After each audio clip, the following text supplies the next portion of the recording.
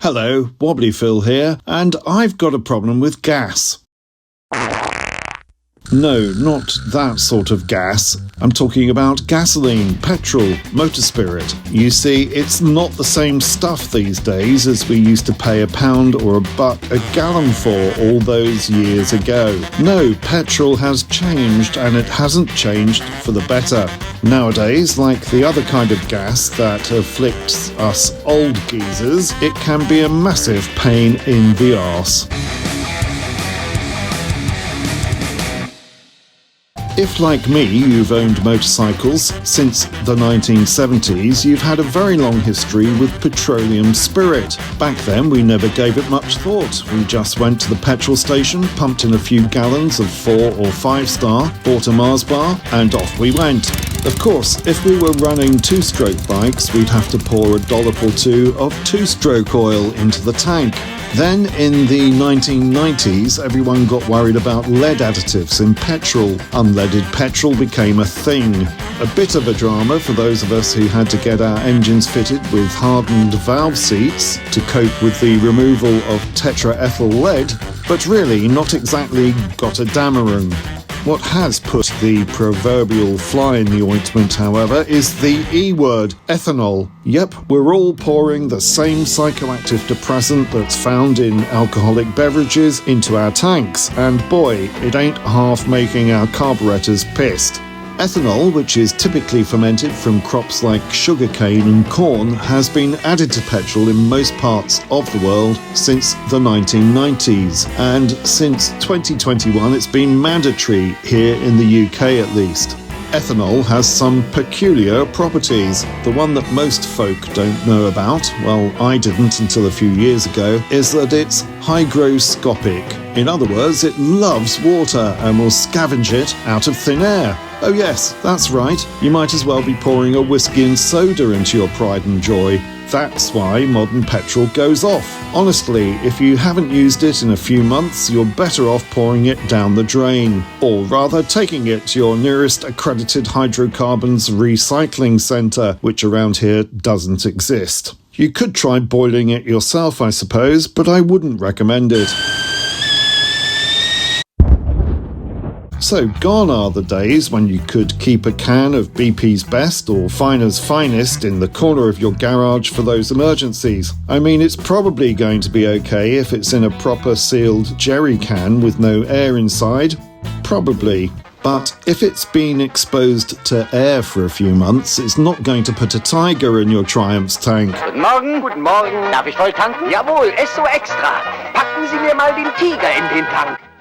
More like a soggy lettuce. Unless you've got a climate-controlled shed, then during the winter months, when, let's face it, most of us classic riders are flat out on the sofa with a Jack Daniels and a Deliveroo, watching Easy Rider on repeat, the temperature will drop, water vapour will start condensing, ethanol will grab it, and the petrol in your pride and joy will turn to jelly. Well, not quite, and you wouldn't notice much difference visually, but you can definitely smell the difference. It won't smell as petrol-y, and starting your machine will be nigh on impossible. More alarmingly, think of all those minute channels and jets in your old Amel carbs. When Mr. Amel designed those carbs in 1927, he didn't dream that we'd be adding water to our petrol. If ethanol has been sitting in them over winter, it'll have turned to glue and gummed everything up.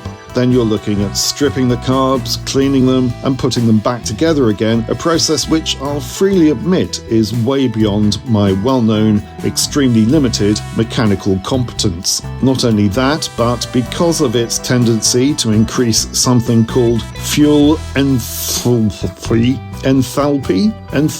of vaporization, ethanol finds it hard to evaporate and ignite below around 11 degrees centigrade, that's 52 degrees Fahrenheit, making cold starts difficult anyway. So it's not for nothing that my Triumph finds it hard to fire up in anything less than a heatwave, which us Brits generally define as any temperature above 11 degrees centigrade or 52 degrees Fahrenheit. Come on, we're at the seaside in shorts and vests if the mercury rises above freezing point.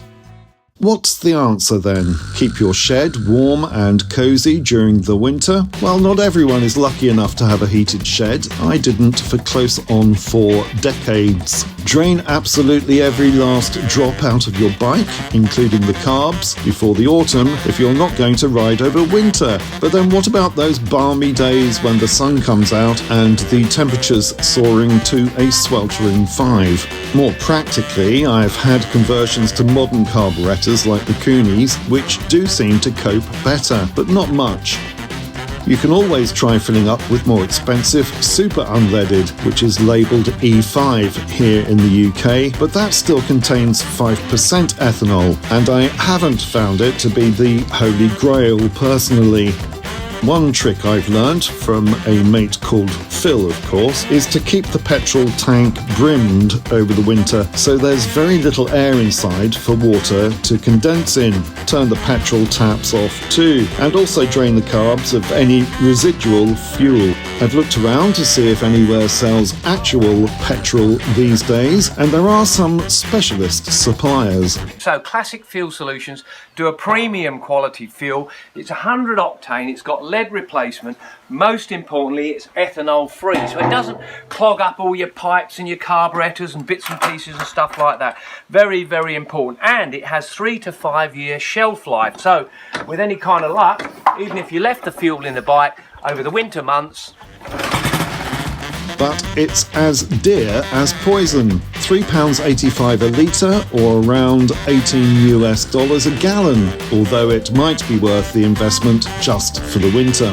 There are additives you can buy, but from what I've seen online, they all have a whiff of snake oil about them. There's no magic bullet for this, really. If you've got any better suggestions, like some miracle product that turns water into petrol, please do leave a comment.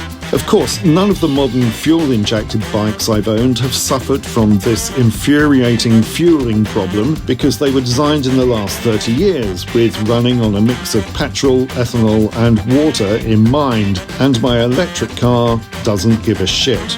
I hope you enjoyed this video. If you did, then please consider liking and subscribing to let YouTube know we're doing something right here at 3 Phils. Thank you.